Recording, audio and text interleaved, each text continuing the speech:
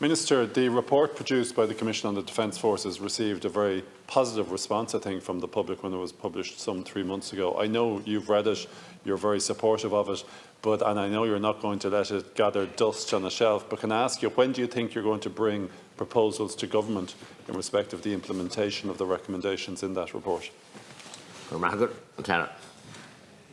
Next month is the answer to that.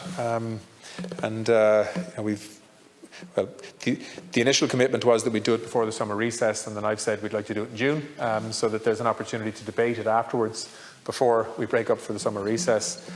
I mean, I think this is,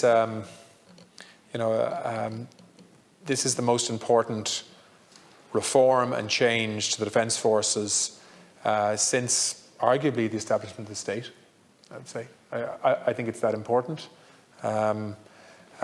We don't have, obviously, consensus and agreement yet within government in terms of the ambition levels that we're going to have financially to respond to this report, and it's my job to go through the process of getting there, which isn't straightforward because there's so many competing demands at the moment on the Exchequer. But for me, this is something very, very fundamental to a sovereign state. Particularly in the context of the instability that we see globally right now. Let's not forget the recommendations and the work of this report were concluded before Russia invaded Ukraine. So the context in which the evidence base that we now look at, which I think is highly credible in this report, has a new context now and is even more stark and more relevant in terms of the need for action. So it's not going to be easy, I think, to agree this, but I do think there is a sense in government that there's a need to do something of real significance and substance in this space. I hope that will be supported by opposition parties too. And it's my job to make sure that what we commit to do is credible in terms of timeline, in terms of budget, that we don't overpromise and underdeliver. But I think we've also got to make sure that what we're asking of the Defence Forces in this report is actually very significant in terms of reform and change. And we have to deliver on our side of the bargain as a government the resources that are needed to go with that change.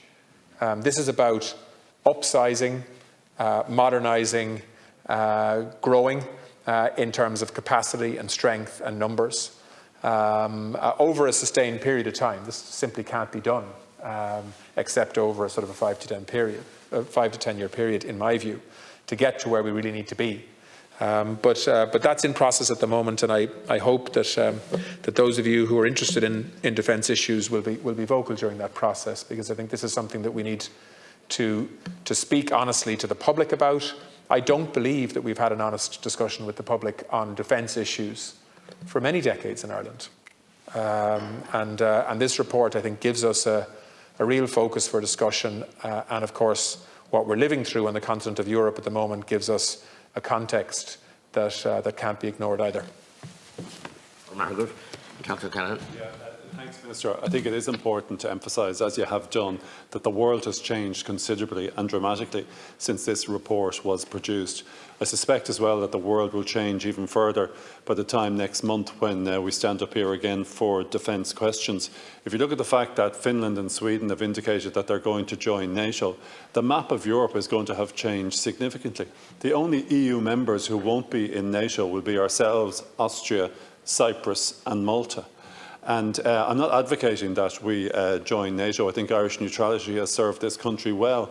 But I do think we need to recognise that it will be ourselves, Malta and Cyprus, all island states to a certain extent, that will be seen as the sections within Europe that do not have the perceived protection of NATO. Now, I'm happy to stay out of NATO. I'm happy to promote Irish neutrality. But if we're going to do that, we need to increase spending and have a coherent and proper strategy on our defence strategy. And I welcome what you say. Minister. Yeah. Now, look. First of all, I thank the deputies for their very informed comments on this issue. I mean, look, for me. One of the reasons why I wanted to be back in the defence brief was because we had committed to a commission that I expected would make some some very telling interventions in relation to the considerations around defence that are necessary and cannot be avoided any longer. We have a fantastic defence forces. They do a brilliant job as peacekeepers, and they do a really good job in terms of the roles we ask of them within the confines of the resources that they have available to them. But it's not enough in today's world to have a level of defence infrastructure that we have available to us when we know there's more needed. And so, my job is, this isn't about, militarisation of Ireland or anything like that.